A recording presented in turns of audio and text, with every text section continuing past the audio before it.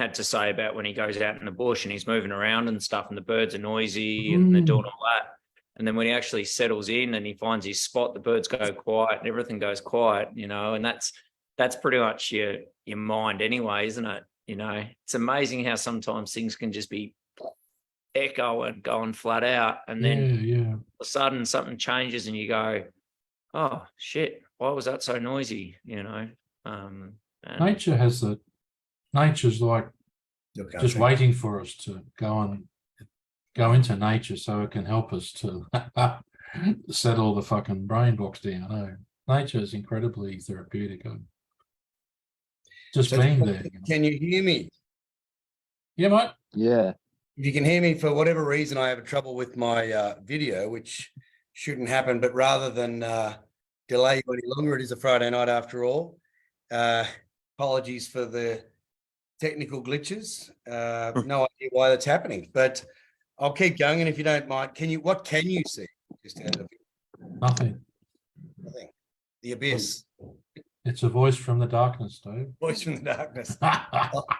We'll be working on it in the background, but for the appreciation and respect for everybody's time, I won't keep mucking around. I'll start talking about what I wanted to chat about in relation to this evening's conversation. Clearly with David Lee, I'm the chief coach and founder of Leeway Mind and Body Mastery, and tonight's topic is around mind and body mastery, and it's a Q&A. So I'll lead off with a little bit of a diatribe in relation to what my views around mind and body mastery are, and then any questions that come through, I'll answer them as they do, and hopefully what I speak about might pique a few questions as well. So still working on the technical in the background, but essentially I think Confucius said, men's natures are alike. It is their habits that separate them. And everything you blokes are working towards, I believe, is perfecting your habits, or at least forming habits that serve you, support you, nurture you, and sustain you. And a habit, as I've said in the past, is something that is healthy, actionable, beneficial, inevitable, in the respect that it'll happen, or what you want will give you the outcome.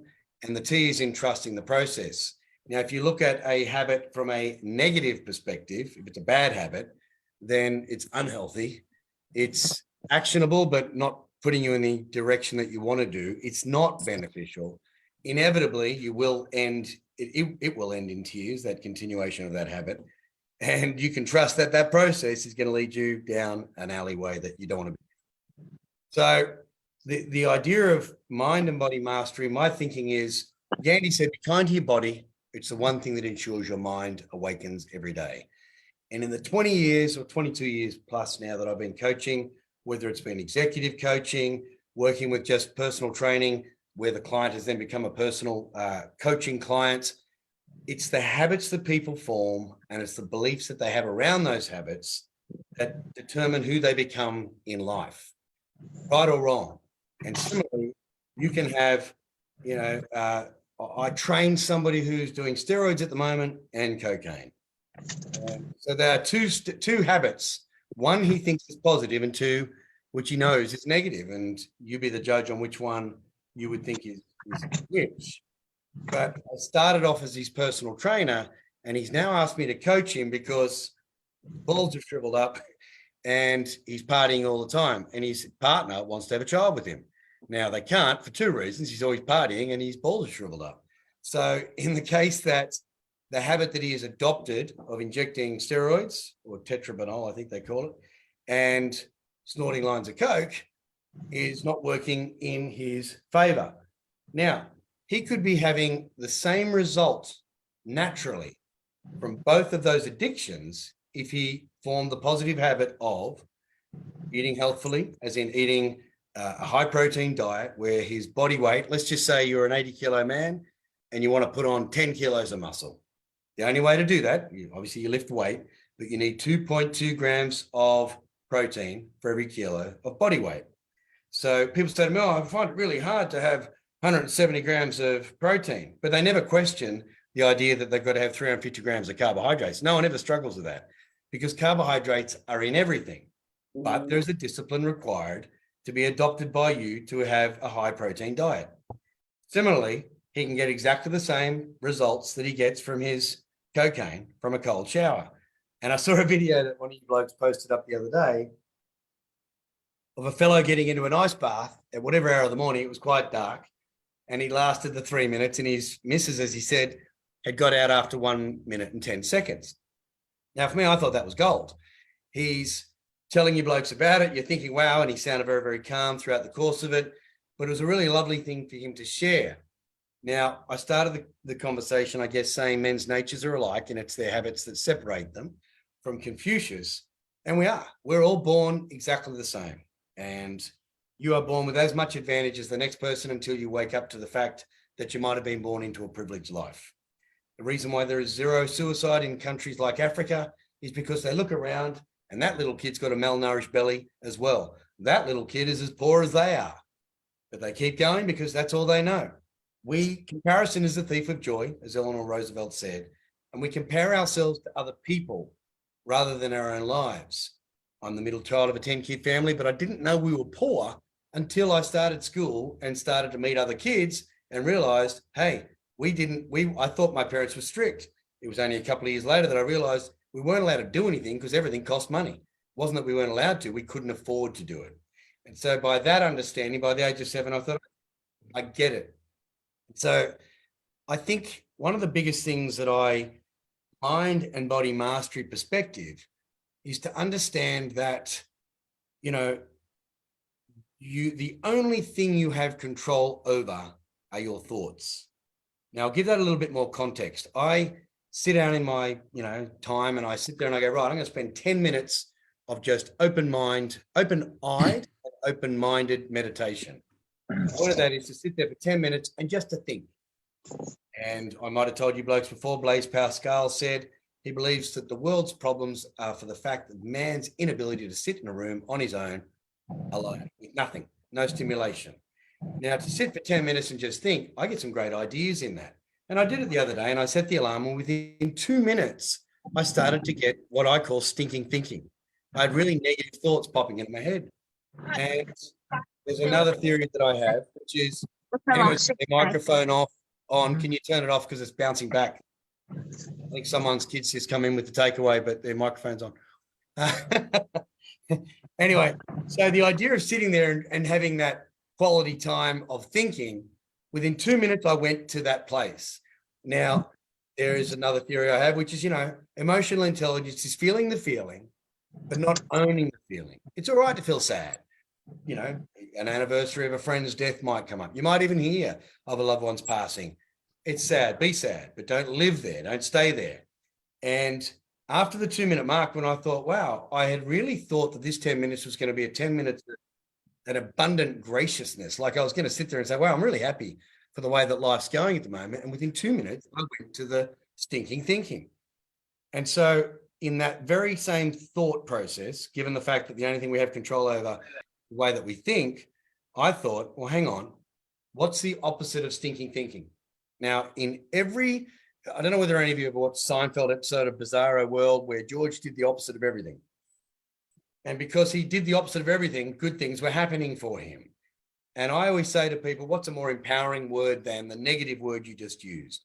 Or what would be the complete opposite of looking at what you just said or thought? And in thinking that stinking thinking, I thought, what's the opposite of stinking thinking? And the first thing that popped into my head is, well, it's linking thinking. Link my thinking to where I want my thinking to go. Now, by thinking, I mean thinking is stimulating positive thoughts around and towards an outcome or an action.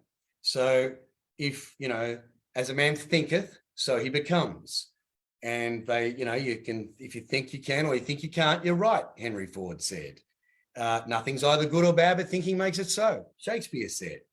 And our thoughts really do determine the way we run our lives. And I'm sure you all know, you go down this rabbit hole and the thinking gets worse and worse and worse. And like anything sliding downhill gets faster and faster and faster and faster and faster. But the biggest challenge for any of us is to go, I've got to put the brakes on that. And I have to be aware Now, if any of you have ever been to therapists or psychologists or even had coaches yourselves, you need to develop strategies. And let's just say somebody triggers you. You might have an ex, and you go into the room and the ex and you go, right, when she says this, I'm going to say that, or I'm not going to say this, because every time I do. And you can, and there are people that I catch up with and I think, I know they're going to bring this up. And when they say that, what am I going to say? And the difference between strategies and tactics are things that seem to happen, tactical play. And here's the thing, and they're generally one-offs. Whereas a strategy is something that you've practiced and you've prepared and you go into play with that. Now, I remember once being called in a meeting, and I worked in the corporate world for a while, and I got out of it because I just didn't like the politics. I didn't like the games. And the idea of the book that I've written is around the fact that what you do makes you sick. If you let people, your boss particularly, make you sick. Now, you have to define who your boss is. Some of your bosses can be your partner. Some of your bosses can be your friends. Some of your bosses can be your family, as in your parents, sort of thing. So in deciding who you allow in as the boss, you need to develop strategies to say, when that happens, I will do this. Now, that's for the external world. From an internal world, mastering your mind is when I go to that thinking, I have to do this. I have to change the channel. I have to stick it to, not just to the HD channel, but to the Discovery channel, to a channel that is different and more empowering, but links to the thinking that you wanted to be thinking to where you want to go. So I know that you blokes journal, and I only learned the other day that you have journals that have been supplied to you through HPF, which have a structure or a format to them. And I didn't know that until now. And that's great. And I love that. However, you may use that journal sparingly because it's only got so many pages. You may use it and be structurally told how to think. Whereas my belief system around journaling is that it's got to be a clean slate. It's a dumping of the monkey mind. It's a going, right, as I say, I wake up and I go, righto, it's whatever time it is, it's this date, and I slept like a log, and this is going on and that's going on. And I really put my thoughts out into a freestyle running, writing way of doing it. And I encourage you to do that as one of the first things you do, because again, if you're journaling later in the day, a lot of other stuff's come into your life before you've had the opportunity to actually process it. So it's very difficult to meditate if you're practicing meditation if you haven't journaled, because you've still got the monkey mind going. And meditation's not necessarily a spiritual practice. If you're a Christian, meditation will make you a better Christian. If you're an atheist, meditation will make you a better atheist. But it does clear your mind in that regard. So I will wrap up with, before questions come along, my thing is, you definitely have to have a morning routine. It has to be staccato-like, to the degree that you go, 1, I do this, 2, I do that, 3, I do this, 4, I do that. Now, every single person I ever coach, I say, your whys are the windows to your goals. You have to have a big enough why. Nietzsche said, with a big enough why, man can endure almost any how. So once you know what your why is, the hows take care of themselves. So you might go, okay, well, I don't give a jigger about having a cold shower. Why? Because I really don't care. Okay, so I don't have a cold shower. But if I could tell you that the first thing I do of a morning is have that cold shower, it's because it's the first win of the day. It stimulates me to the degree that you've no idea how heightened you feel. But to have actually endured cold water for 3 minutes with no one, you just do not let yourself off the hook. That is one of the greatest endorphin rushes, serotonin boosters. We have within us all of these systems that naturally produce themselves, but we don't use them. Going to the pill or to the bottle or to whatever it is, they say an addiction is something that you take on because the way that real life is not bearable enough for you. You can manufacture your life. And my life's very contrived if I were to look at it as a pessimist or a knocker or a naysayer. And someone could look at me and say, oh, yeah, well, you do. And yep, they're right. And well done, good and faithful, fool, off you go. I don't care. And that's your good excuse for keeping up being as wherever you are in life. And that's fine. And to be honest, I don't really think about what the naysayers say. As I say, the first mistake is caring what people think. The second mistake is thinking that they care. We have 7,000 plus thoughts a day. You know yourself how often you think. How often are you thinking about what other people think of you? Probably far too often. But how often are you thinking about other people?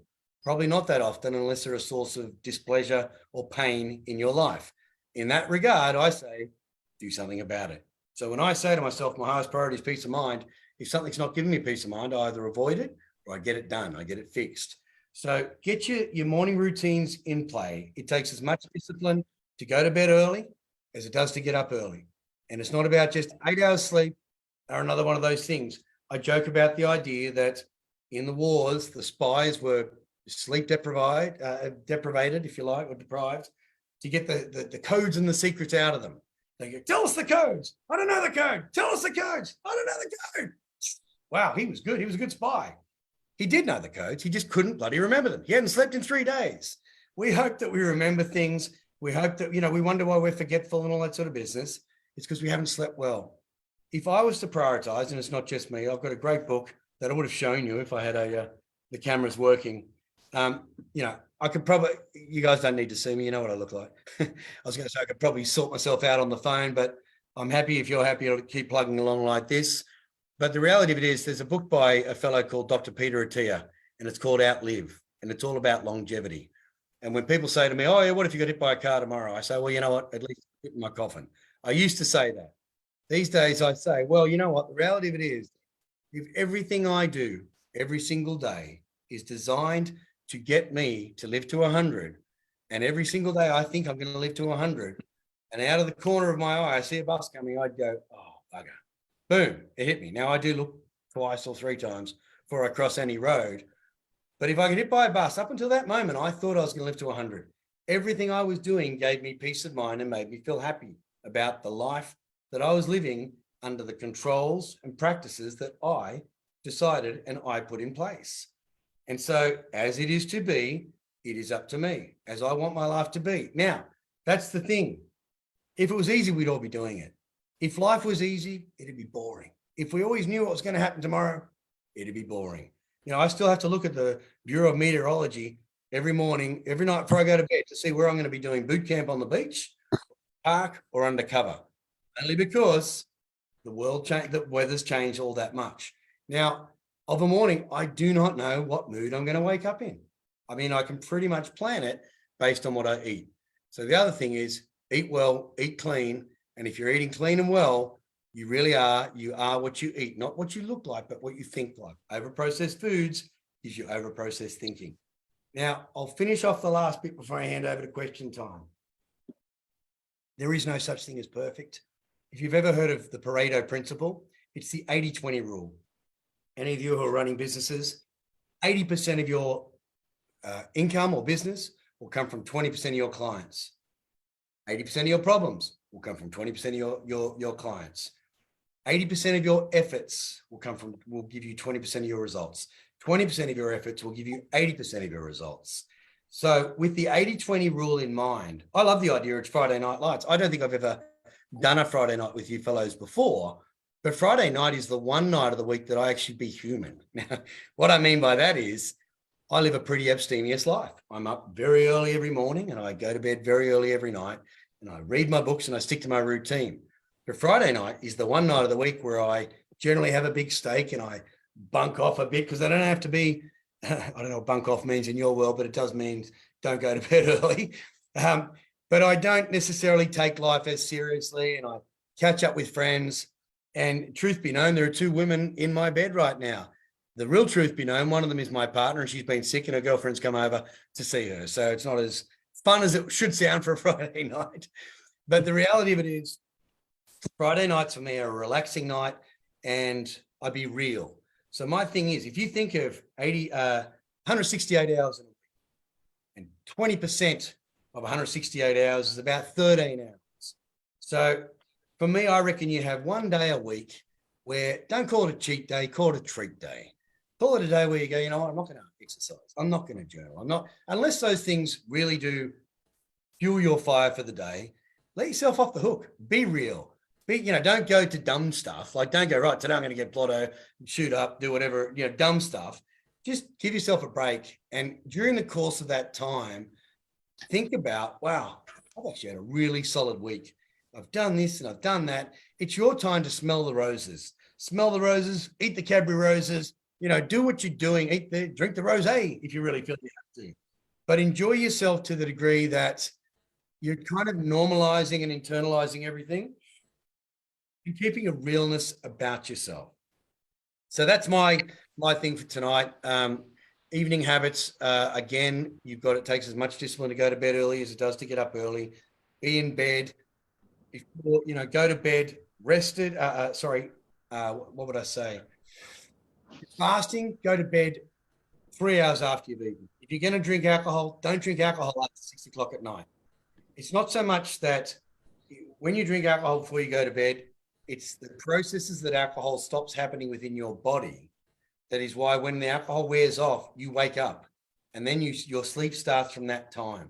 So if you are going to have a drink before 6 o'clock. If you are going to have a drink, limit it to 2 drinks a day. If you're going to have a drink, two AFDs, 2 alcohol-free days a week. On the other 5, don't do 5 DFAs, drinking for Australians. So my point there, fellas, is keep it real. Don't be machines. And again, if you're going to start embracing, if you're new to the group and you're embracing change, don't be going from the panda to the Viking overnight, because everyone's going to get rattled and you're not going to be comfortable with what you're doing as far as, I'm the man of the house now. It reminds me of a joke. Years ago, somebody had told me of a couple go away on their honeymoon, and he's the large husband and a tiny little wife. She's about 5 foot, demure, nice, hourglass figure, etc. But he takes his pants off and he flicks them over to her and he says, "Here, go put these pants on." And she puts them on and she's swimming in them. They come up over her head and she's swimming in them. And he goes, "Yeah, there you go. Take that for a lesson. I'm the man of the house." And so she slips off her little negligee and she flicks them over and she goes, "Yeah, put those on." And he's trying to get them. He can't even get them up over his knees. And she said, "Well, take that as a lesson. Until you change your attitude, you're not getting into my pants." And the point of that is, think about, is the way you're living your life moving you towards or away from your goals? And if one of your goals is to have a better relationship with your wife and a better relationship with your children, don't shock the system. You can't say, "You know what, from today on, we don't watch television while we have dinner," because they're going to go, "What?" No, it's like baby steps. You've got to filter it in, even with yourselves. You can't have not trained for 3 years and then tomorrow go running 5Ks. 1, you'll pop an Achilles. 2, you'll have DOMs for 7 days.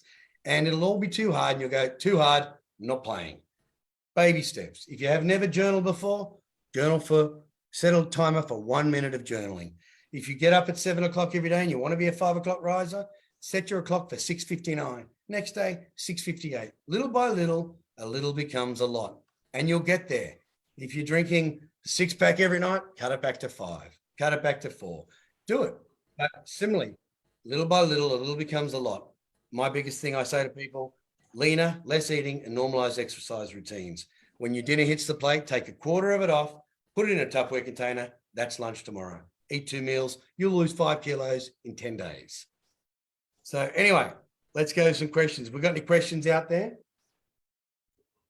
Yeah, feel free to hit your mics at this stage. If I can't, I've got contacts in tonight, so I can actually read stuff. But I've got the first one's utter blackness. I have no answer for that. Oh, that would be because you couldn't see me. Any questions? I think there are a couple posted, Dave. Like I think I posted one and Nath posted one. Right? Not that we want to get him first. What was your question, Chewy? And where were they posted? In the comments section of the posting for the gig. Are you happy to be the spokesman then, if you don't mind? We'll start with your question. And then if you like, do you mind reading out others if they're still there? Yeah, I'll just come back to me and I'll just go and find them first then. Okay, cool. What was your question? And then can you do 2 things at once? Can you chew and walk? Chew gum and walk, as they say. But I can walk and chew. Do you remember yours, Nath? If you want to go first, Nath, I'll give you that. Yeah, I've just found my one here, if that's all right, Chewy. Hi, Dave, and everyone else. How you going? Nathan, how you doing? Yeah, good. You've covered a lot of my question already. It's dealing with the monkey mind and, being a bit kinder to yourself and stuff. But what I wrote down was I'm struggling to stop the head noise sometimes. It's normally when I'm getting run down by the end of the week, but I have to keep going. Mm-hmm. I'm doing the cold showers, breath work, exercise when I can, trying to keep the gas tank going. Trying to be self-motivated, but also dealing with the head noise, with the mind game. So yeah, it's just sort of, again, you've sort of covered it a fair bit tonight. But it's that.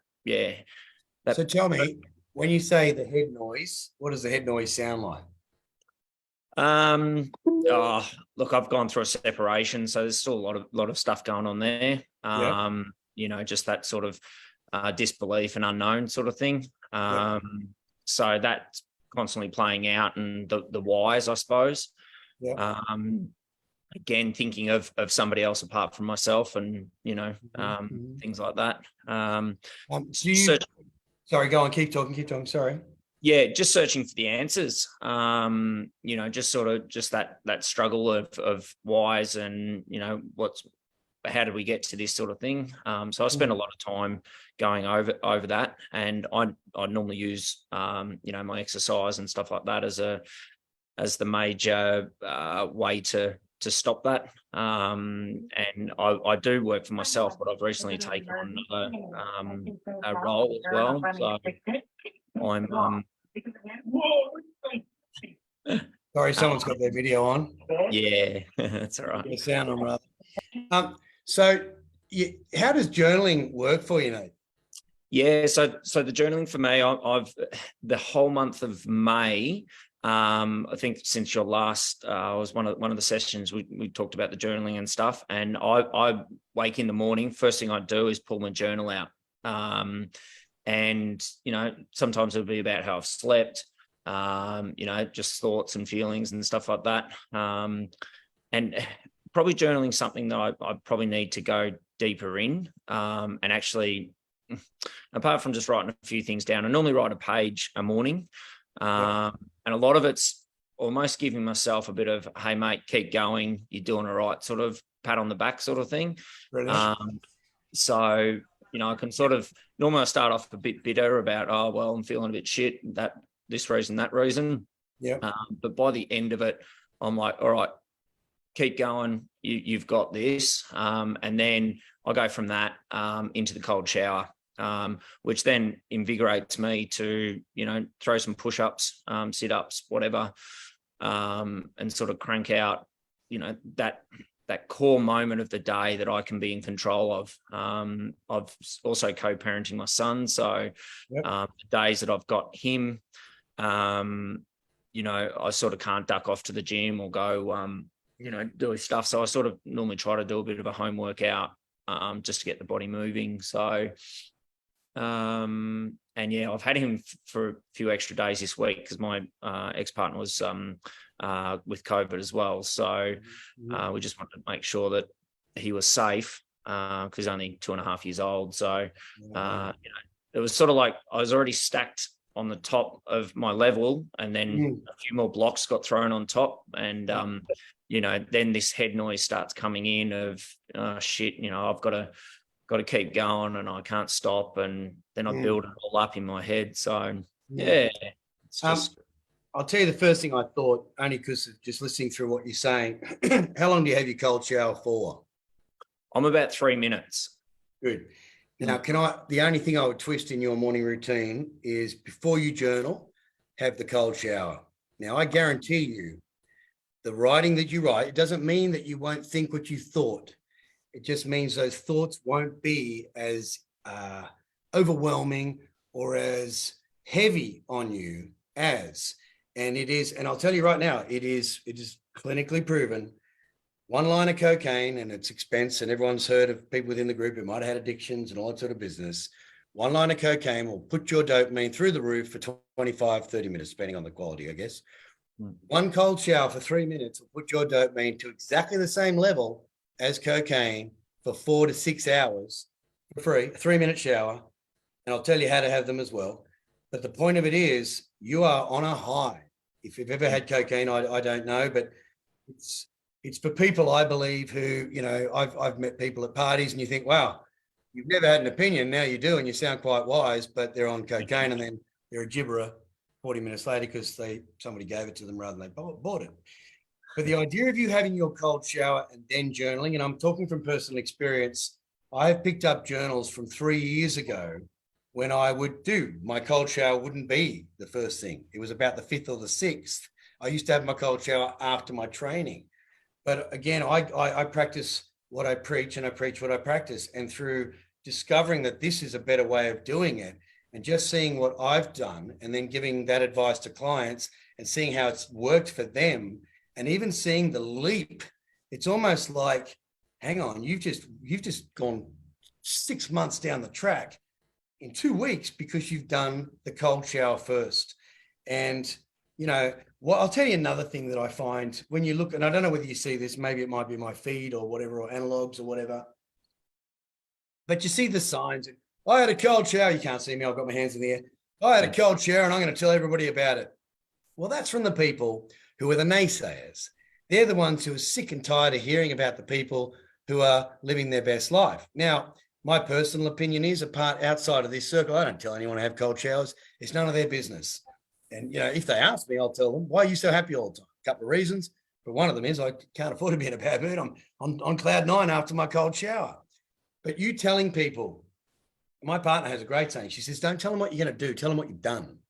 And she has literally, you know, I can share it now, but it's been a very secret journey, just the way she wanted to handle it. But she was diagnosed with breast cancer on the 28th of December, started chemo the 3rd of January. Every week since the 3rd of January, she's been locked into a chemotherapy machine at 2 to 4 hours every Tuesday. And not this Tuesday, but the Tuesday before was the first time where we haven't sat there for 4 hours in a chemotherapy ward watching this and watching the people decline. And her oncologist said to her, you are the only woman in the last 15 years, because she switched across from one form of cancer to breast cancer. You're the only woman in 15 years who has not missed a session because immunotherapy is compromised, so they get sick, mentally, all these things. Now, she trained every single day. She had the cold showers every morning. She's had saunas every day. She watched her diet. She ate low alkaline, low acidity. She just did everything that I do. I'm a preventative hypochondriac. She was a curative hypochondriac in that she did everything she should have been doing. She wasn't doing it before. And she was working 16-hour days. She had a boss that was a big C word and all that sort of stuff. And she put up with it. But she did the whole thing but she continued to work through it. Now, the point of that is she is now at the end of that, and now we can tell people. Now, the reason I say that is I believe I was able to handle everything that she was undergoing because I felt good about myself. I say to people, the best thing you can do for your family is look after you. The best thing your family can do for you is look after them. Now, you have to teach your family how to look after them, and you teach by example. And in the case that a big problem that, you know, some blokes say to me, oh, my wife's just started getting in a marathon. She's riding a bike. She's doing this and she's spending all this time away. I think she wants somebody else or she's having an affair. Go for a bloody run with her. Ask her, can you come along? Now, you'll know very, very quickly whether she's having an affair or not if she says no. It's, you know, like, get involved. Involvement is commitment in anything. If I was giving a presentation to a group of people right now, the people I see in the crowd who are a little bit like, you can just tell they don't want to be there. I'll say, do you know anything about technology? And they'll say, yeah. And I'll say, can you help me set this up? And they set it up and they are the most involved and committed person because they had some involvement in it. So you want anyone to be committed, you've got to get them involved. And that's with anything. If you're a salesman, get somebody emotionally involved in your product and they will commit to buying that product. But the emotion is what is important. And emotion is energy in motion. So have somebody emotionally involved in what you're doing. Now, in respect to your question, as far as I think that'll help you, Nathan, it'll help you stop the monkey mind because the monkey mind has been stopped in its tracks by the freezing bloody water. And you cannot, it's kind of like, I don't know, I like exercise because it's meditative. If you're counting reps, then you can't be thinking about your problems. You know, no one ever counts an extra rep, do they? They always only count 10. You know, everyone always said to me, that was 20 burpees. I go, okay, cool, good. I'm glad you're counting. So, but the point of it is that'll distract you. And just like a child, when your child's cranky or whatever, you go, hey, look at this. Here's a butterfly. Huh? Butterfly? They stop crying. I call it ADOS, attention deficit. Oh, shiny. And off they go. So you need to create an ADOS for yourself where your attention deficit away from thinking shitty thoughts or stinking thinking is already taken away. Now, it's medicine. It's natural medicine. The best 6 doctors I know of, and no one can deny it, are sunshine water, air and rest, exercise, and diet.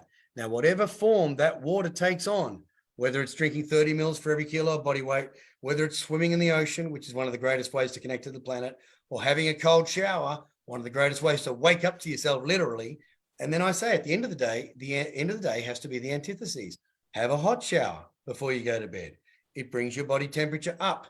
Have a cold bedroom. I leave the windows in my bedroom open or fans on, depending on what time of the year it is. So when I get into that room, I have a sauna as well. So I have a sauna before I go to bed, or I have a hot shower, and then I get in there and the room's cold. I'm out like a light because your body temperature drops. And that's what signals to your brain that it's time to go to sleep. There are so many things that we do throughout the course of the day, manufactured by man or manufactured by ourselves, that just get in our own way. Something as simple as breathing through your nose. Your body produces nitric oxide. Nitric oxide gives you energy and strength. If you breathe through your nose while you're training, you'll be able to get more reps out. You do 10 reps on a bench press, as heavy as you can do. Sit up and take 4 deep breaths through your nose, blow them out, get on, do another 4, and you keep doing that. You'll be able to do another 40 or so bench press for the next 20 minutes. Now, I met Arnold Schwarzenegger. I worked on Men's Fitness magazine. I met him, 2015. And I said to him, would you give me the greatest tip that you'd ever give anyone? Because we'd interviewed him. He was on the front page, front cover. And he said, that was it. When you're doing any exercise, when you think you're at your final rep, take 4 deep breaths through your nose, hold it, blow it out, and then you'll be able to do another 4 to 5 and just keep doing it until you can no longer. I cut out after 20 minutes because I could do it all night long, even though I could only do 10 and I didn't take the minute break. But it's a nitric oxide. Now, so throughout the course of the day, it's a good one in a communication perspective. Keep your mouth shut and breathe through your nose. Think quickly and speak slowly. That's with the people in your life. You're less inclined. Now, if you have the ability and you keep thinking, speak slowly, think quickly, close my mouth, breathe through my nose, you're less likely. And I'll tell you the other thing, Nathan, if you are journaling and you come across a cantankerous person in your life, Freudian slip, you might get to the stage where a conversation is raised and the way you articulate your response is much better than what it would have been if you hadn't had the cold shower and you hadn't journaled. So-and-so is being an absolute, and after a while you think, however, what could I do? And you've got to have a solution. And so your journaling, it's I joke about it, but years ago, when I first studied personal training, I worked for Vision Personal Training. It was part of your training, and they had this $500. You'd lose whatever you said you would lose, and you and your PT agreed on. You'd lose it in 9 weeks, or you get your $500 back. But you had to fill in the food diary, and so each time the person goes, "Hey, what are you doing here? 2 bowls of chips. That wasn't in the food diary." You don't get your money back. Now, no one ever asked for their money back because, the most successful product prior to now, this is an old statistic, but do you remember the, what was it called? The chest expander. Everyone would have seen the chest expander advertised, or the bull worker. So the bull worker came with a 21-day money back guarantee. If after 21 days, your chest hadn't gotten bigger, you could send that bull worker back to the manufacturer and you get your money back. Do you know how many people return the bull worker? None. Because either they didn't do it for 21 days or they're too embarrassed that their chest didn't grow. But if you did it for 21 days, your chest would have grown, so you wouldn't want your money back. So the idea of, when I say to my clients, hey, have you been journaling? And they say no, I offer a money back guarantee to all my clients. My deal is not to trick people, but I just say, wow, bro, if you do the steps, little by little, a little becomes a lot. And whilst it might be something that you've never done before, everything's hard at the start. And then journal for a minute, journal for 2 minutes, journal for 3. I set a 10-minute timer. I used to, now I just do 2 A4 pages and I sign it off every day saying, I believe something wonderful will happen to me today or for me today. And in all day long, I'm looking for my wonderful and I find it. Did I answer your question, Nathan? Yeah, just a quick one. So if I'm doing the Wim Hof breathing method as well, would you recommend cold shower, journal, then Wim, or? Yes. Yeah. And what I'll also say to that is, right, if any of you blokes have ever done CrossFit or the Michelle Bridges 12-week challenge, bit of a joke there, or the Wim Hof breathing, whatever it is, and even anything I tell you to do or instruct you to do or suggest that you do, find your way. So for me, you've got to personalize everything. Everything I know, I've learned off the masters, and everything I know is, I've picked it from 3,000 years ago. This is stuff Hippocrates did, Seneca did, Jesus did, Moses did. It's all the stuff they did. They eat locusts. I don't live, I have them every now and again, grasshoppers, high in protein. But the point of it is, when I first got my first job, it was in selling, and I was selling advertising, and they gave me a script, and I had to say, do you agree with me, Mr. Client, or whatever his name was? Yes, I do. And all this. And even when I studied life coaching, which was, 20 years ago, I had to get 3 yes frames. So are you prepared to make conscious change at a subconscious level and be consciously aware of it, Nathan? Yes, great. And it was just so contrived. And so there was no rapport, and I didn't get to know anyone. And I just thought, this isn't me. What's wrong, man? Tell me the problem. Let's see how we can work through this together. And we got through it together. So I've personalized everything I've done. Now, so my point of that is, I've done Wim Hof, I've done prana, Nordic Shodhana breathing, all this sort of stuff. And I have found what works for me. And what works for you is something you can do. If you just journal for 2 minutes a day, journal for 2 minutes a day. You don't have to journal to 7 pages. You don't have to stick to this format. Do what works for you. But here's the thing. To know what not to do is really not to know. If you know that eating a bag, one of my goals at the beginning of the year was to stop mindlessly eating bullets. Love them, but I was mindlessly eating them watching the footy of a Saturday night. Now I take 3 out, I look out the window, and I eat 1, I eat 2, I eat 3, but I couldn't think of having another one because I've actually mindfully engaged in what I'm doing. If I'm sitting there watching the footy, there's an empty bag of bullets on the ground because I ate the whole thing mindlessly. So when you journal mindfully. When you train, mindfully. Listen to a podcast if you're going for a walk, listen to whatever. But again, read what you want to read.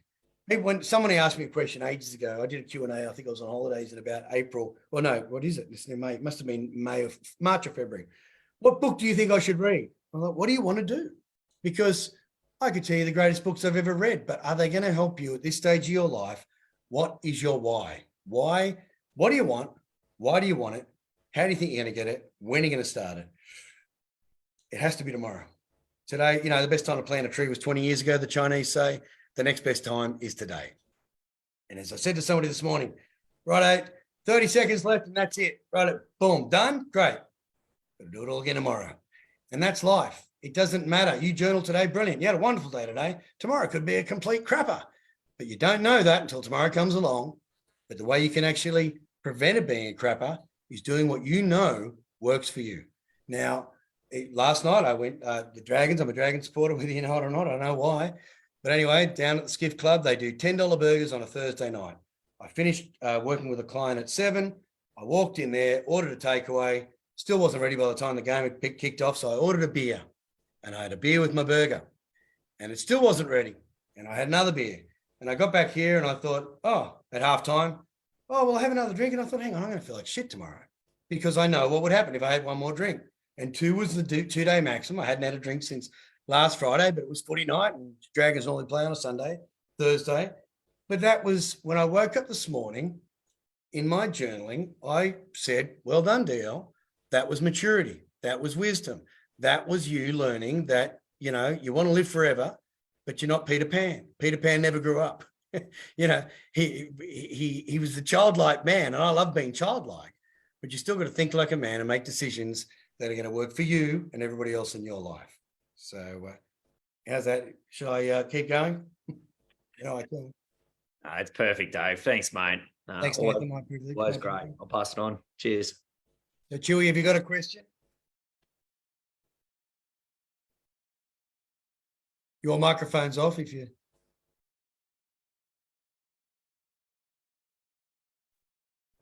Yeah, I found it. So Yep. it's, are we going through till just a 9 or are you going to push past it? I'll answer the questions. I know I rattled on a bit, so I'll answer the questions. If you've all taken time out of your diaries, that's great. Yeah, give us 2 6. Okay. So this was, this is a bit of a long question, but maybe it'll round out the conversation well. Here we go. Rest and recovery seems to get a bit less attention out there and to some extent in here. And your thoughts on that? Plus, the relentless stimulation from juggling family, self and service seems to leave us having little time to ourselves as dads, and times to ourselves partaking in some quiet time, even more so. Contemporary culture is heavily focused on the whole go, go, go, go, go thing. And it's there's not a lot of stillness in it. So it seems like we're the first age of men where we have to work hard to invest in contemplation or being still, where it seemed to be the norm throughout history and highly valued by wise men across cultures and times. Your thoughts, and how do you tackle finding space or quiet time in the whirlwind for your own introspection? And you have answered that to an extent. So basically, why did we do it for so long? Why is it valuable? Why has it happened, across history and cultures from Aristotle up? And what is the effect of us losing that practice in our modern experience of being dads, I suppose? How's that sound? So what is the practice that you're talking about? Just being still, mate. So, I've set myself a challenge of just sitting in a park for 10 minutes. And have you No been intention. able to do it? Yeah. And are you enjoying hard it? too. No. Oh, why are you finding it hard? Because the mind wants to keep going. So the mind wants to keep firing. And where is it going to? It could be stuff that I want to do, or stuff that I haven't done, or impatience. So, it's thoughts to see how many minutes there are left of the 10 minutes. Mm-hmm. Just jumping around a lot, really. Here's the question. Where did you get the idea to sit there for 10 minutes in a park and not think of anything though? No, not true. Sorry, go on. Hang on. So the idea wasn't to not think of anything. Mm-hmm. The idea was to sit in a park for 10 minutes without any intention at all. Okay. Just sit in the park for 10 minutes. Good. And I don't know where, man. Just my own. I like the idea of it. And when I was saying earlier on that I sit for 10 minutes and do exactly the same thing, my thing is, if my thinking goes to where I don't want it to go, I make a note of where it is that it's going. So then I go, righto, and I write it down. Then I come back to thinking about nothing. And then I go back to that. But what that does, it gives me an awareness on where my thinking keeps going. Now, my suggestion would be, rather than just, I reckon that's a great idea. Sit in the park and think of nothing. But not quite. Remember, you're not trying to do that. So say that again. You're not going in there with the intention of thinking of nothing. You're going in there with no intention at all. Yeah. So the intention is to sit and spend a bit of time on your own. That's it. But without any, I'm not going to think about this, or I'm going to meditate, or I'm going to do whatever. Yeah. So physically sit there. Yeah. If I said to you though, don't think of a pink elephant. You've heard this before. Yeah. You can't not think of a pink elephant. Yeah. So my suggestion would be to sit in a park and look at a tree and go, you know what? I'm just going to sit and appreciate this tree for 10 minutes. Now, when you focus on the tree, all of a sudden you'll see colors in its leaves. You'll notice the seasons. You'll remind things of your childhood, and this stuff will come up, and it'll be a deeper kind of thinking than saying, right, I'm not going to think about the ex here. Or I'm not going to think about the missus. I'm not going to think about the job, because you're going to. It's called, there's a name for it. I can't think of it, but it's literally you're programming yourself to do what you don't want to do. It's like if I was to go out and say, I'm not going to drink tonight, then I would drink because I've told myself not to. The brain doesn't process negatives. It actually works on whatever the word is. So it thinks drink alcohol. It doesn't hear stop smoking. It hears smoking. If you want to be a non-smoker, you say, I choose not to smoke. And that's what your brain is thinking about. I guess, what time of the day are you sitting in the park? Oh, usually like middle of the day. So if I'm working, then I'll try and get out at my lunch time. Is it an uncomfortable experience? Only at first. Mm. So after a few moments, then, or a few minutes, then the noise settles, Mm. and just sort of looking back at, history, there must be a reason why every culture known to man did exactly that in one form or another. So, which tells me that there must be value in it. Oh, without a doubt. I mean, Nietzsche said no great idea was conceived without walking. And the idea of that is back in those days, I mean, you look at, we now walk around and run around with headphones in, even though we've got the bush as our backdrop or the sea as our soundtrack. And yet we still have these headphones in. I even said to a bloke who was telling me the other day, the barista at the cafe, I said, wow, surfing, that must be unreal. It's complete unplug. And he goes, you'd be surprised. There's kids next to me and they've got headphones in. I said, you're joking. So this younger generation has lost it. But so similar. Why the avoidance, Dave? Well, if you were going to go for a run, it would feel just as uncomfortable for the first 3 or 4 minutes as well. Then you get your groove. But why is that young person avoiding just surfing? What's going on that they take their buds with them? Oh, I think what's happened, Joey, is that we've created such a now generation with stimulus being so high, it's going to end in tears. But they don't know. They've never been taught to think. Timeout doesn't even exist any longer. They're telling parents not to put children in timeout. Now, what do you mean? 1 minute for every hour, every age of the child's life. I put my children in that, and by the time they were 8 minutes is the longest my daughter's ever spent in timeout. But they came up with poetry in 8 minutes. Exactly. They weren't even naughty kids. Whereas you send a kid to their bedroom now, if you do, you're sending them to Disneyland. So plus they cannot be, they just do not know. And this is it. They do not know life without stimuli. Even as adults, we're a new generation of iPhone users and gamers and all that sort of stuff, or even social media, but we get addicted to it. I say to people, if you're going to take your phone into your bedroom and you're going to be on social media, stand up. Then you go, hang on, what am I doing? It's been 10 minutes. I need to go to bed. I buy a $14 LED alarm clock off Amazon if you need to be woken up. Now I do have the phone in my room, but it's on silent and I've got an LED thing. If I wake up in the middle of the night with an idea, I say, hey, Siri, send a text message to Larry Riley. And Larry Riley's my pseudonym. So, I'm happy as Larry and I'm living the life of Riley. And thank you, Siri. But if I'm in the shower and I come up with a great idea, which you will, because there's no other stimuli. Where do your greatest ideas come? When you've got no distractions. You try to think of anything other than whatever's, I've even worked out a really nice soap that actually is a little bit warmer than Imperial Leather while my cold shower is going on. And so I still have the cold shower and I still have it on my chest. So it's got to be on your chest, on the back of your, the nape of your neck, because that's where brown fat is. And so the other the benefit of cold showers is thermogenesis. You burn fat through a cold shower because your body's trying to keep itself down. Drink a cold glass of water rather than tap water. It's got to bring the body to 36 degrees. Yeah. Back to your question, I think we have so much stimuli. We have so much going on in this world. A child these days at the age of 14 will have had more stimuli than a man at the age of 49 would have gotten his entire life in the 1400s. So, more. But also, I mean, so as fathers, that leaves us with a role to play in hopefully showing them that, life doesn't have to be lived like that, is my feeling on it. 100%. And I think the challenge is, again, you have to wean them off that. How did you stop your children from breastfeeding? You didn't just go cold turkey on that. You had a little bit less. And here's the thing. So I trained couples, and this couple, I did their shredding for the wedding, and now they want to have a baby. And I said to them the other day, where do you have dinner? And they said, in front of the television. I said, you've got to cut that out. You've got to sit down at a table and have dinner together. Because next thing you know, the baby's going to come along and you're going to put him in the high chair, or her, and she's going to be kicking her legs when Dora the Explorer comes on.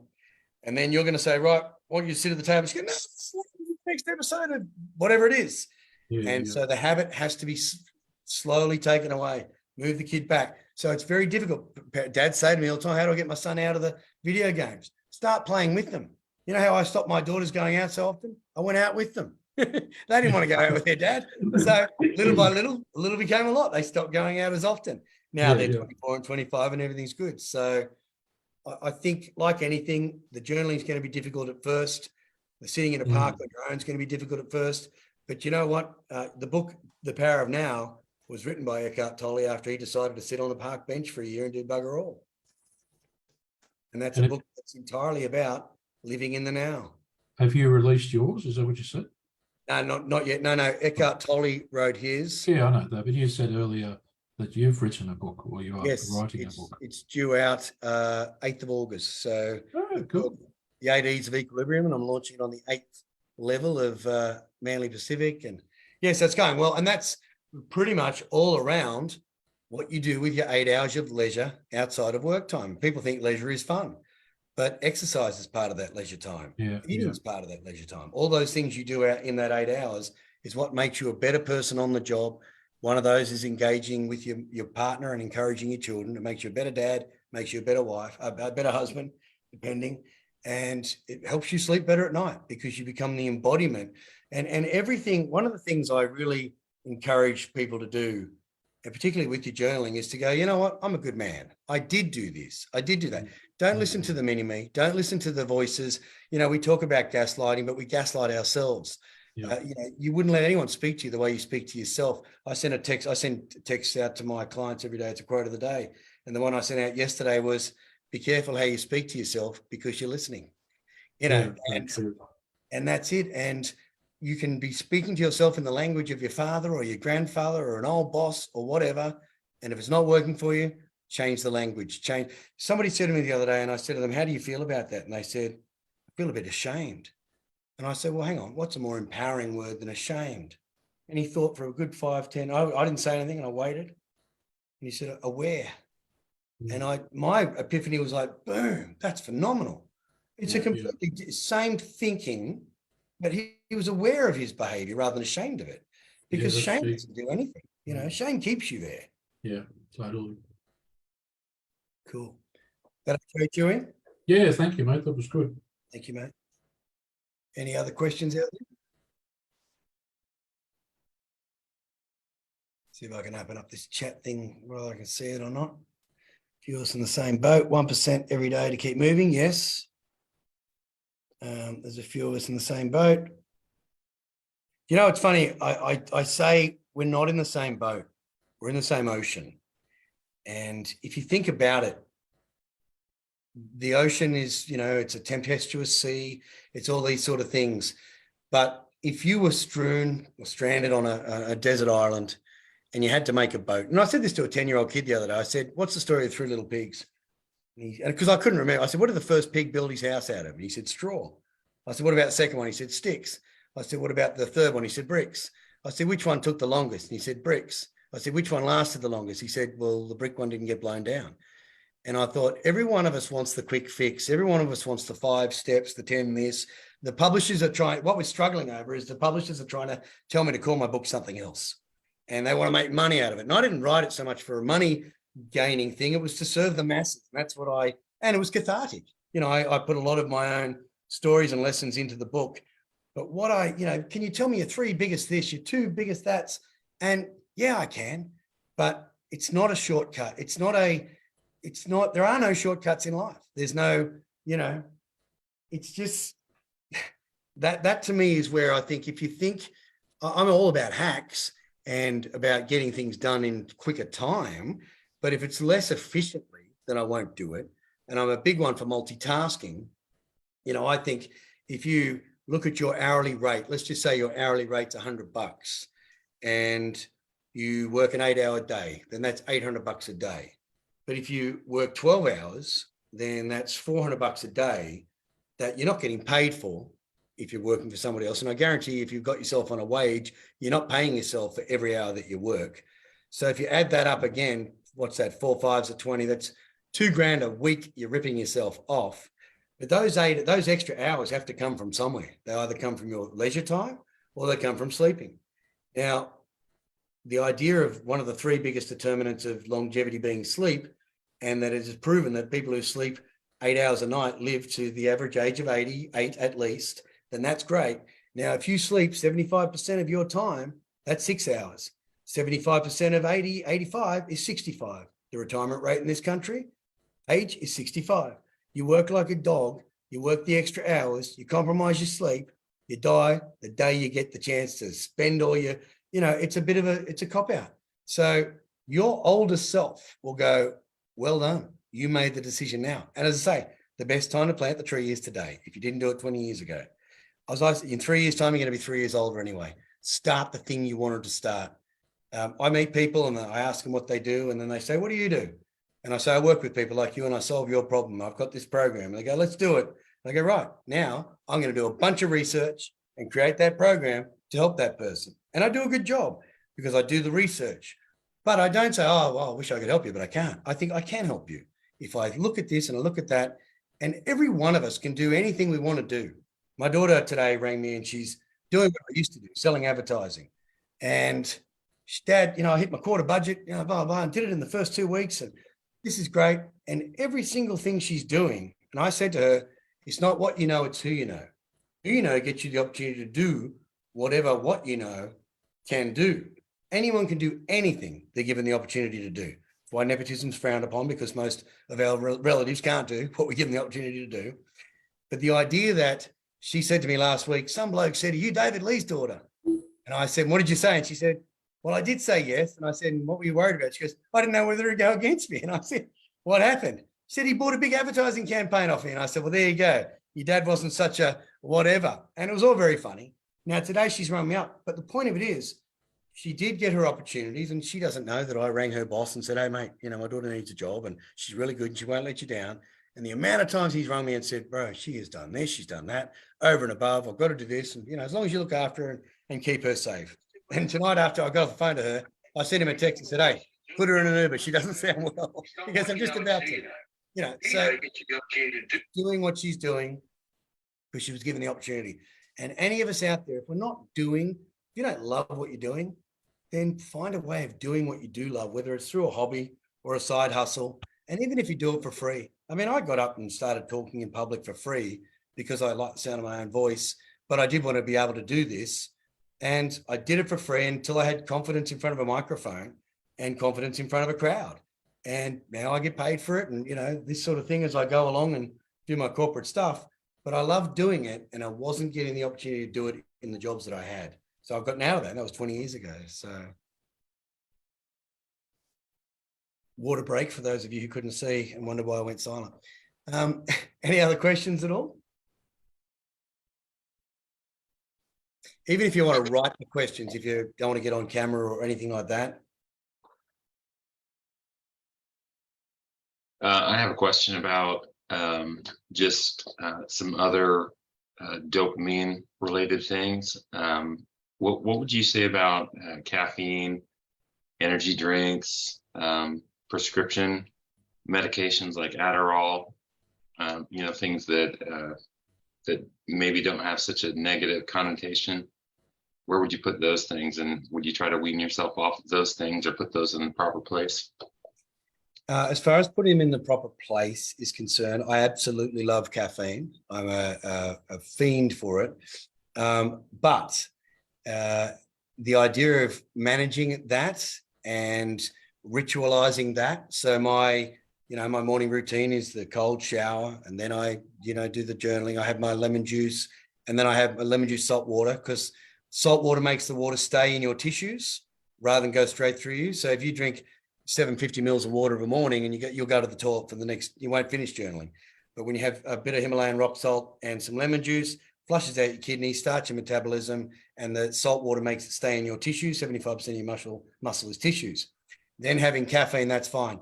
Energy drinks, again, it's around the management of it. Anything in excess is going to be a problem. So if you can manage it. Now, Adderall, if you've been diagnosed with ADHD, then Adderall, Vyvanse, Ritalin, any of those things within the measure that you're supposed to be using them, they're okay, they're appropriate. If you're misusing anything, like some people take too many headache tablets, but you can build up a resistance to all of these, in which case you need more. Now, I don't drink anywhere near as much caffeine since I've been doing the cold showers every morning. The idea of waiting 90 minutes before you have your first coffee, because what caffeine does, caffeine is a stimulant of sorts, but it also closes off adenosine. And adenosine is a hormone produced by your body, which makes you feel sleepy. It actually signals sleep. So having a coffee of a nighttime is going to shut off the adenosine receptors. So you're going to be kept awake. Some people who are tolerant to caffeine late at night have less reactive adenosine receptors, I guess. But if you prolong your coffee, now I can't, I'm not telling you to do this because I don't. I actually just love my coffee, so I'm not going to wait 90 minutes. I don't care. I like my double shot of a morning. And again, it's ritualistic with my journaling. I've got my nice little cup and it's all my little best part of the day. But if you get to the stage where you're getting tachycardia, which is a racing heartbeat, or you're getting the inability to stay still where your legs are jittering all the time, that's another sign. The body produces 2 hours of adrenaline a day. If you waste that adrenaline, it's not there and your body starts to relying upon other hormones. Now, cortisol is the pain hormones, cortisone injections. And if your body starts not having enough adrenaline, it starts to move into your cortisol. So you're less inclined to be able to deal with pain, and pain can be mental and physical. And then it starts working into serotonin, and serotonin is your feel-good hormone. Whilst 70% of your hormone, your serotonin is produced in your gut, it is still produced by your brain. The hypothalamus and other parts of your brain release the hormone serotonin. You feel good. But if you start misusing any of those through chemical drugs, so anyone who did a lot of pingers when they were younger, or what did they call them? Ecstasy, MDMA, call them what you will, it has synthetically produced serotonin. So your ability to be as happy all the time is going to be compromised because of the fact that your brain stopped producing it to the degree that it did. You can correct that by eating foods that are high in serotonin, like turkey, like almonds, and exercise. I come back to exercise. Even, if I have a coffee before I do a workout, again, people think the coffee, don't talk to me till I have my morning coffee. Caffeine takes about an hour to kick into your system. Caffeine has a half-life of 6 hours. So if you have a cup of coffee at 6 o'clock at night, at 12 o'clock, you've still got a half a cup of coffee in your system. So what I generally say is take care with stimulants. They are a stimulant as such. Keep them under control. If you think you've got a problem with them, go and see somebody about it. But unless you're on a prescription, you shouldn't be taking Adderall or Ritalin or Vyvanse. And that's because they're a Schedule 8 drug. And now that means that they can, if you're taking any of those drugs and then you go and have a party drug, you'll have a heart attack. It's just a matter of, it's a numbers game. And so if my whole theory is to keep myself alive, one of the songs that I play when I'm having my 3-minute cold shower is Queen's song, Keep Yourself Alive. Keep yourself alive, keep yourself alive. It's a very fast song. You work so bloody hard for the money, keep yourself alive. And that's the point. We work so hard for the money, keep yourself alive to enjoy it. It's not about paying the man. It's about looking after your older self. And when you're an 85-year-old man and you live in the lap of luxury because of what you created and the way you looked after yourself, you should be very, very proud of the man you are today, because that's who got you there. But taking excessive stimulants that you're not entitled to through either scripturally or whatever, as in doctor's scripts, it's a form of abuse. If you have a problem with anything, first thing is to recognize it. You have to recognize it's a problem. And anything, any belief is a behavior. An addiction is a behavior. And a behavior has to serve you, support you, nurture you, and sustain you. Some of those things do all of those things until they stop doing them. If excessive caffeine stops supporting you and makes you jittery and wiry and a little bit aggressive, cut it down a bit. And again, don't just go cold turkey. And sure, it's easy to do. I mean, I used to smoke until the age of 40, and I can't believe I did. But every time I tried to give up from my 30s, because I said I'd give up when I hit $5, I think about $55 now. I then said I'd give up when I got married, and I smoked even more. And then I said I'd give up when my first child arrived, and I was 30. And then I said, I've definitely got to give up when I'm 40, because an older man I met who got lung cancer said he stopped smoking at 40 and he still got lung cancer. And I thought, right, preventative hypochondriac. So I stopped smoking. But in every other attempt, I had gone, last night of smoking, 2 packets, boom, boom, boom. And I only ever smoked when I drank, but I was good at it. But on this occasion, on my 40th birthday, I think I had 3 cigarettes. In the 3 or 4 days before that, I had 2 to 3 hour saunas, no cigarettes, flushed it all out of my system, because what I was inadvertently doing was ODing on nicotine. And then 2 days after I decided to give up, I needed the cravings. It was like any drug. The body's going, hang on, where's all this nicotine you gave us 2 days ago, man? Give us another one, give us another one. And I go searching it out. So little by little, just wean yourself off. cut back on a cup of coffee, drink more water with the coffee, add another liter of water to your diet if you're drinking too much coffee. If you haven't been prescribed Adderall, again, maybe go to a half tablet, do whatever, try it on. So a really quick story. A bloke asked me to train his 19-year-old son. The whole thing he wanted me to do was get his son off pot. And he said he smokes weed and he plays video games. That's all he does. And I don't think he's going to go back to university, which is due to go back in 6 weeks. Will you train him under the guise of putting some muscle on him? And I did. We did this. He was a big guy and big tall guy, but lanky. And he started to put a bit of muscle on. And then after about 3 weeks, I said to him, so, how much you drink? He goes, oh, not a lot. And I said, do you smoke pot? He said, oh, yeah. I said, how often? He goes, oh, every day.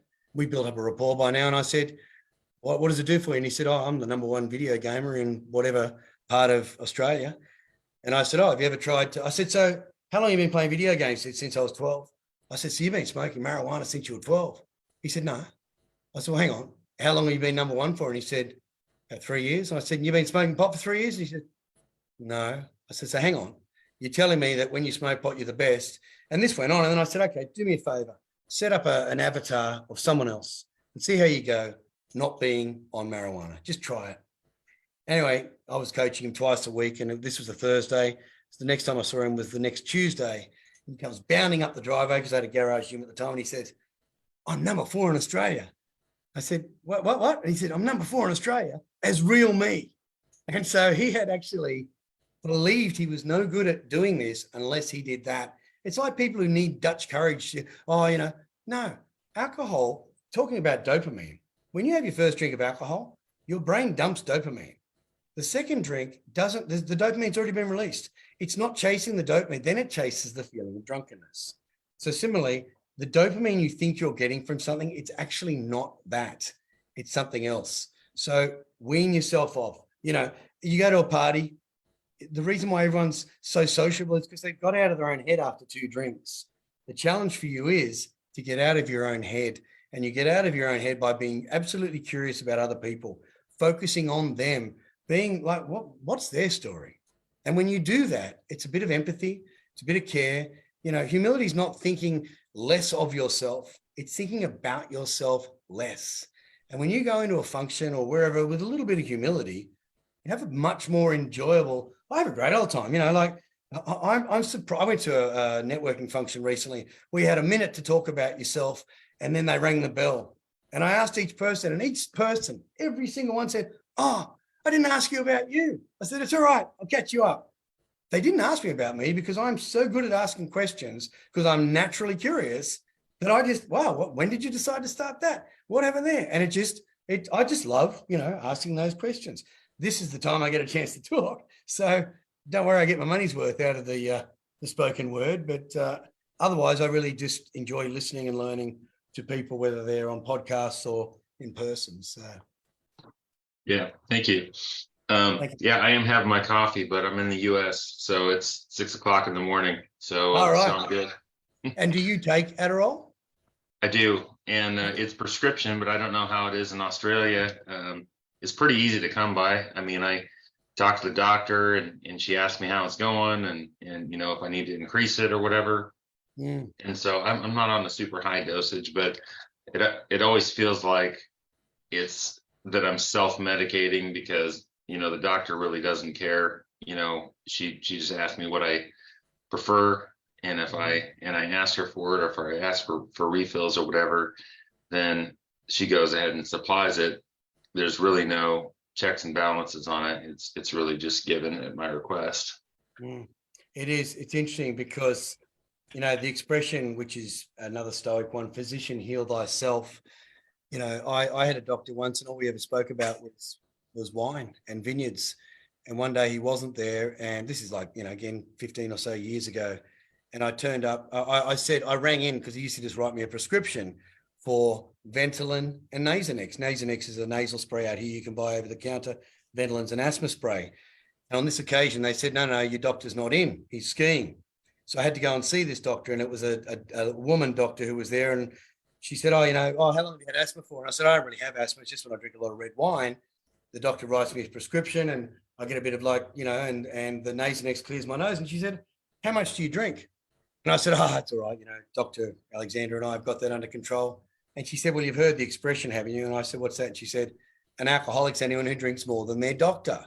And at the time it was quite funny, but as I went away and I thought about it, no one, you are responsible for you. Physician, heal thyself. No one's going to do your burpees. No one's going to monitor your Ritalin intake or your Adderall intake or your alcohol intake. Or, you know, yes, you guys get together in the groups and you say, how'd you go with your temples, tabs and mitts and all that sort of thing. But one of the things I would say around that is journal, and mitts are mitts, but don't lose sight of MIPS, the most important people. And the most important people has to start with the most important person. And that's you. You have to be looking after yourself. And you self-regulate. You know when you haven't slept well enough. You know when you're feeling dehydrated. You know when you can go for another Adderall tablet to get you through an exam or a book or a night or whatever it is.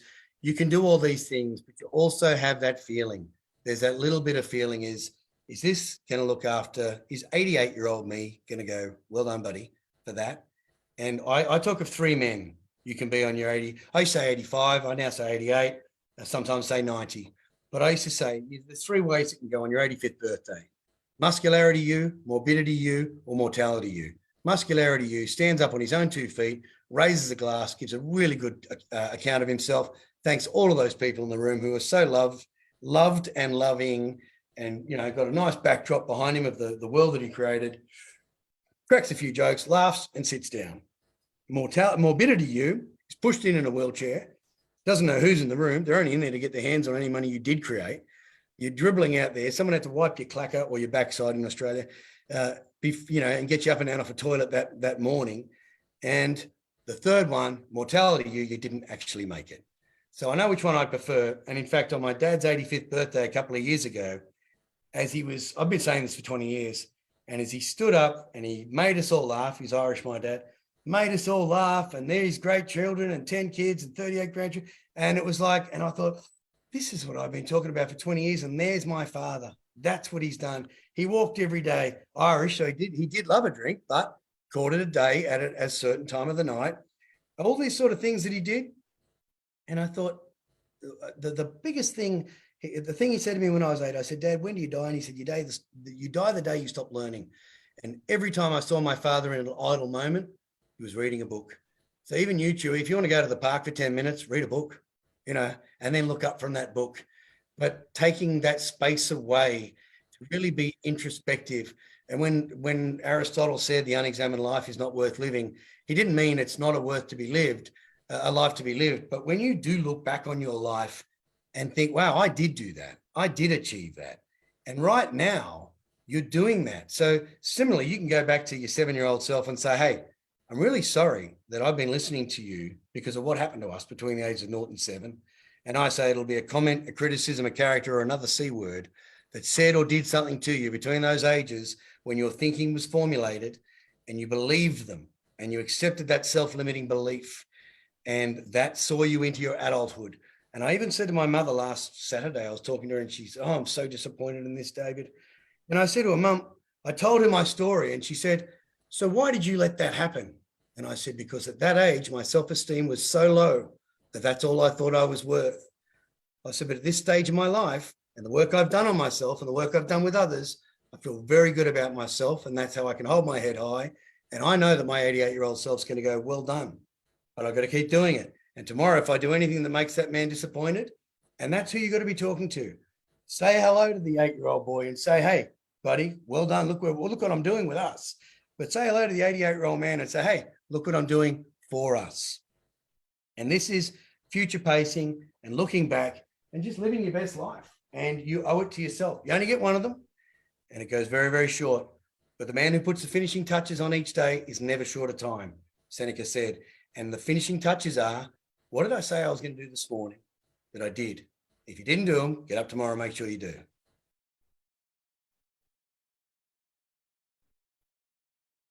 Hopefully that answered that one. Any others? Yes, David, how are you? I got my hand Thank up. you. That was a nice ending few sentences there with that last one. That was good, mate. Thank you. Hey, just going off what you're talking about with Chewy, when Chewy was saying just to sit in the park for 10 minutes can be a bit of a struggle sometimes. I probably find the opposite. I can do it very easily on my own. I can just sit anywhere. I can just chill out. I can just think. I'll just look out to the trees, to the birds. Like I can really take that time for myself. The time where I really struggle is when I have children in the house, because I have my kids for 2 weeks straight at a time. So they're 6 and 8. Yeah. And obviously when it sort of progresses on, I was having a good chat to Benny Cheniant, I think that's how you pronounce it, about this. Like as I progress through the 14 days, like I just get, my patience just slowly declines. My energy slowly declines, like just full on working with the kids. But I don't know if I'm just, any suggestions on trying to take that sort of space? Like I do put boundaries in place, and when with the kids, and I'll say, I need the space in my room for 10 minutes, just leave me here. But very rarely, they'll fight, they'll kick the door down, they'll do this, they'll just, I think just not getting that time is sort of making me struggle a bit. What is there that you can do that actually locks them into something that they are 100% focused on rather than you? Is there anything? There's one's good, the boy's good, he's the eldest, but the girl, a bit younger, when I separated from the ex, I think she was just under 2. So she's developed a sort of anxiety attachment to me mainly. So no matter what, 6 now. Yeah. So no matter what it is, movie, Barbies, can put her favorite movie on, Little Mermaid, anything, 10, 15 minutes, she'll just get up and she just has to see where I am. She'll just come in, she'll just touch me, or she'll just look, and I'm like, yeah, I'm here. It's okay. Righto. She'll ask maybe 1 or 2 questions and then back to the movie, and then up again 15 minutes later. It's abandonment issues, and there's nothing wrong with that. But again, if you put yourself in her shoes, right, and you're the dad, and you're, there's your dad, and you're her. It's funny because, what was your name again? Sorry, Ross. And I'll tell you, I had lunch with my 24-year-old daughter last Friday, and in 20 years' time, or maybe even 18 years' time, you'll hang on every word she says, and you'll be so chuffed by every minute she gives you, because I think, women have to wait a long time, and we wait, 40 days or whatever, to 40 weeks rather, to have a baby. That teaches women patience. And right now you're learning patience with your daughter, and you're learning her way of living and being and all that sort of thing. And look for the lessons she's teaching you, which is patience, but also indulge her in, I'll go back to the bizarro world, do the complete opposite. Keep, when she's trying to watch Dora the Explorer, go stand in front of the television and marching. She's like, what? Get out of the way, what? And to the point of, it's like, they call it the mirror effect. So you're almost showing her what she's doing, but she's kind of like, what? And that's how she'll learn. But in the first instance, it'll be a matter of, you've got to kind of suck it up in that regard, but you will cherish this time in years to come, because it doesn't last forever. And you've probably got about another 3 to 4 years as far as that's concerned, because then they develop, preteen ways. I used to say that I believe that children become teenagers to wean you off how much you love them at this age, because they are so full on. And I'm a 55-year-old man with 25 and 24-year-old daughters, and the happiest moments of my life. My father said to me when my first daughter was born, he said, do you remember life before her? And I didn't understand what he meant. I just thought it was something that fathers said to daughters. But on my daughter's 50th birthday, I actually said to her, I don't know what life meant before you came along.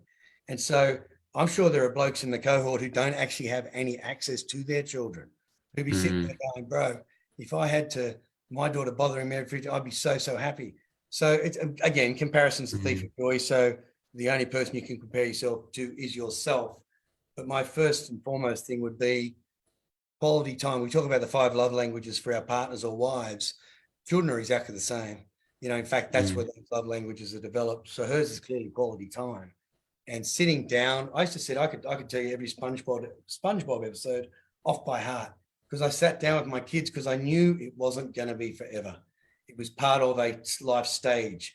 Now, I say to people, I can work with your lifestyle to see you through every life stage, but there are life stages that this too shall pass.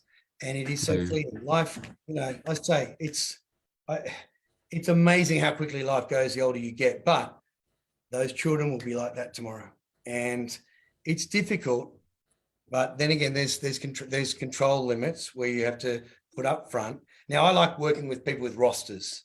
So you say, and kids love certainty and they love schedules, they love time. And you go, okay, so this is the time. Outside of this time, there's no telling. Now, she's not going to waste a minute of that time, but she just wants to know that you're there. That's it. In one respect, it's a great way of her showing you how much she loves you. You know what I mean? She's not in there to piss you off. She's in there to show you how much she loves you. So yeah, that bit's. Yeah, I'm happy. Like I'm comfortable with I don't ever yell or get angry or anything like that. Like I'll always give her like the minute or the 2 minutes she needs, or the high five or the quick hug. But yeah, I guess just I don't know if I'm trying to explain it properly, but I think just not getting that little 10-minute or that 5-minute just breather with my mind is just calm. I think I don't get that for so long. Yeah. And I think that's what I really need to. I guess that's what HPF's all about, isn't it? Well, in one respect, you've pretty much got to prioritize that and compartmentalize that. So there'll be times when she's not with you that you got to jump up and down on the bed, like no one's there. So really seize those moments and understand that it's like Sunday's a Sunday, Monday's a Monday. Time with the kids, this is my lot in life. Time without the kids, I can, poo with the door open. Who cares? You know what I mean? It's just, you have to compartmentalize life stages, and it's behavioral resilience. Darwin didn't say, everyone thinks he said the survival of the fittest. He didn't. He said it's not the strongest nor the fittest of the species which is most likely to survive, but the ones most able to adapt to change. This is a changing circumstance that's happened probably 4 years ago, I think you said. In which case, it's your behavioral flexibility that'll see you through for the rest of your life. So you've got to kind of suck it up in this regard, or make fun of it, or play a game, or do whatever you do, and then go from there. But for the moment, when she's not with you, you make sure you spend 1000% of that time, if there is such a number, to yourself, and do the things you're not doing, and then try to make a bit of fun of it. I sang songs when I got my daughters out of the bath. They'll still ring me up. They'll say, I thought you made that song up, because they watch The Simpsons and Homer singing, shake, shake, shake. I'd get the kids out of the bath and I'd shake, shake, shake, shake your Annabelles, woo, shake your Madeleines, woo. And I made a game of everything. And even now, I whistle at everything. It's just be fun and have fun, because you got yourself to live with. You know what I mean? So that's one of those things. I don't necessarily have an answer for it to the degree of there's no way around it other than just love her more than she's, let her feel so cherished, secured, and unabandoned that she doesn't need to check on you, because she knows you're there. Whether you sing while you're in the kitchen, I don't know, but that comment you just made about just accepting the life stage, that really just almost hit a nerve. Like that's what I struggle with at times. Not every swing, but just at times when I'm starting to get worn down. But that you really hit the nail, right there. You said just accepting that life stage is where I do struggle, and I do resist it. Good on you, Ross. Maybe journal about it and see what comes up. Definitely journal a lot. Yeah. Good on you. All right, no worries. Thanks very much, Dave. No worries, fellas. Thank you. Any other questions? Happy to let you off the hook if there isn't, but happy to answer one if there is.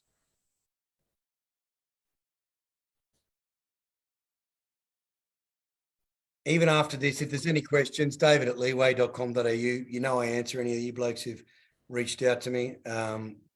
It's a joy to have a chat and to hear your stories. But just drop me an email and, jump on a call for 15 minutes. In my calendar, my coaching program is pretty open at the moment while I wait for this book. So I'm happy to take on new clients and help anyone who's got pending issues. My partner said to me the other day, nothing you do is a fluke. And I said, what do you mean? She said, nothing you achieve for your clients is luck. It's just the stuff that you do is because you actually care. And it is. When people tell me this stuff, I think, wow, man, that's terrible. But I can't, there's a big difference between empathy and sympathy. If I feel sorry for you, I lose my serving nature. If I understand where you're coming from, then I go, okay, I understand where you're coming from. How are we going to get through this? So I can guide you out of it. And I don't tell anybody what to do. I ask good questions And I ask you the questions you're not asking yourself. And the reality of it is, my brother used to have he said his best dinner conversation, party conversation starter was, what's the best advice you give that you don't take yourself? And I said to a client the other day, we're wrapping up the call, and I said, let's try this on then. Can you ask me, I'm your client and you're me, what would you tell me to do with the problem you just presented with me? And he laughed a bit and he said, well, I'd say this. And I said, that sounds like pretty good advice. And it was. And quite often, the bloke in the mirror has got the best advice for you, but you're not listening to him. And, it's my point about the burger thing the other night was that I thought I could easily grab another beer, but it was to me, it was more out of habit and associating watching football with beer or watching football. Even though I didn't drink for all of last year, the habit of watching television and having a beer was just a habit, not a serving one, not a supporting one, not a nurturing one, or one that would have been sustainable. And I was so grateful this morning when I woke up because I've been battling a cold all week. And I thought, wow, I feel like crap anyway. Imagine what I would have felt like if I'd kept, sinking beer. But anyway, any other questions, fellas? I did tell you there's 2 women waiting in my bed, not for me, but I did just remembered I told my partner I'd be back by around about 9ish. So if there are no other questions, or if there are, send them to me, david@leeway.com.au. Again, I do have a nice template that helps you work out what your purpose is in life. If you wanted that, just send me an email, david@leeway.com.au, and I'll gladly send that to you. Or even if there's anything you're struggling with, I've got meditations that I've recorded because I do hypnosis meditations, and hypnosis is not like watch the clock. It's basically the repetition of things that you say to yourself as positive mantras that I know through what I've heard people say negatively, and I've reversed them. I might have joked to you blokes recently about the idea of, to be a philosopher, you just say one thing one way and say it the other way. Somebody had said to me on the beach the other day, it's a bit early for philosophy, isn't it? And I said, well, is it a bit early or is it a bit too late? And it was quite funny, but I thought, wow, that sounded philosophical. And it's just a matter, it's like fat bastard. I eat because I'm unhappy and I'm unhappy because I eat. So, but if you've got a problem, think about it in the reverse and see whether it works itself out, and ask yourself, what advice would I give to a friend who came to me with the same problem? And then, it's physician heal thyself, because no one is coming to do your burpees or your push-ups or, put that drink down or kiss your wife for you, you hope. But I guarantee you, the more you're doing those things, the less than anyone else is going to be able to take your place, alive or dead. So, fellas, I'll let you go if there's no other questions. I really appreciate your time as always. It's an honor and a privilege.